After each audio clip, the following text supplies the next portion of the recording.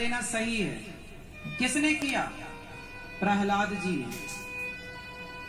प्रहलाद जी के पिताजी कहते थे मेरा भजन कर, भगवान का नहीं। तो जो पिता अपने को भगवान मानकर अपने पुत्र को गलत राह पर ले जाए, ऐसा पिता ही क्यों ना हो, बाप ही तुम्हें भगवान के राह पर जाने से रोके, तो ऐसे बाप का परित्याग कर देना चाहिए। प्रहलाद जी ने किया। यदि तुम्हारी माँ भगवान के राह पर जाने से रोके तो ऐसी माँ का त्याग कर देना चाहिए। बताओ माँ का त्याग किसने किया? किसने? मंथरा ने। श्री भरत जी ने।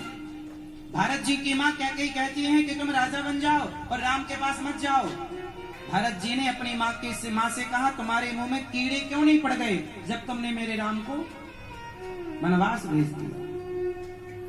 मतलब कैकेयी माँ को, मतलब माँ कहते हैं कि माँ भगवान होती है, कहते हैं माँ की आज्ञा का पालन करना भगवान की आज्ञा की तरह होता, लेकिन माँ की वो आज्ञा जो गलत आज्ञा है उस गलत आज्ञा का पालन नहीं करना। बाप गलत आज्ञा दे उस गलत आज्ञा का पालन नहीं करना।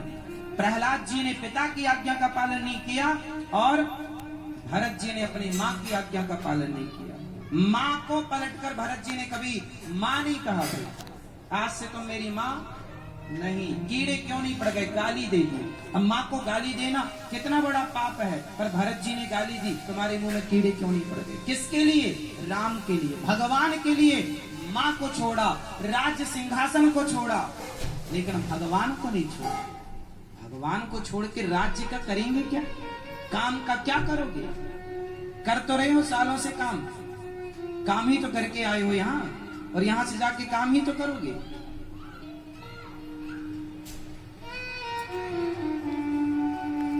गुरु ही क्यों ना हो, यदि भगवान के राह पर तुम्हें जाने से रोके तो ऐसे गुरु का परित्याग कर देना चाहिए। बताओ किस चेले ने गुरु का त्याग किया? राजा बलि ने अपने गुरु शुक्राचार्य जी का त्याग किया। किसका त्याग किया?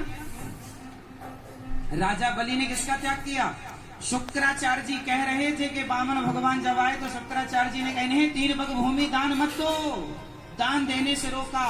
राजा बलि ने कहा मैं मर जाऊंगा पर द्वार पे आए अतिथि को मैं दान जरूर दूंगा। यदि भगवान आए होंगे तो ये मेरा सौभाग्य है, और कोई सामान्य होगा तो कोई बात नहीं, 3 पग भूमि में क्या कट जाएगा।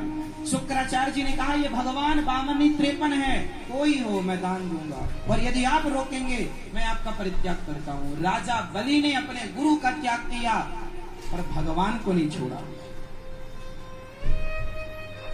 आए ना वामन भगवान, राजा बलि ने छोड़ा। राजा बलि ने किसे छोड़ा? गुरु को छोड़ दिया, काम छोड़ दिया भगवान। उस समय राजा बलि काम कर रहे थे। क्या काम कर रहे? यज्ञ का काम। यज्ञ में बैठे थे, यज्ञ का काम चल रहा था, काम कर रहे थे राजा बलि। लेकिन भगवान आए तो काम छोड़ के अरे काम तो तब ही सफल होगा, काम का उद्देश्य ही भगवान तक पहुंचाना है। जो काम भगवान तक पहुंचा दे वही काम है, बाकी सब बदनाम है। क्यों? जो काम तुम्हें भगवान तक पहुंचाए वही तो काम है, वरना क्या काम है? क्या काम तो दिन भर बंदर भी करते हैं, दिन भर छीना झपटी का काम बंदरों का है। काम एक और है। एक स्त्री ऐसी है जिसने भगवान के लिए अपने पति को छोड़ दिया। क्या आप नाम बताएंगे उसका? मीराबाई। और नाम?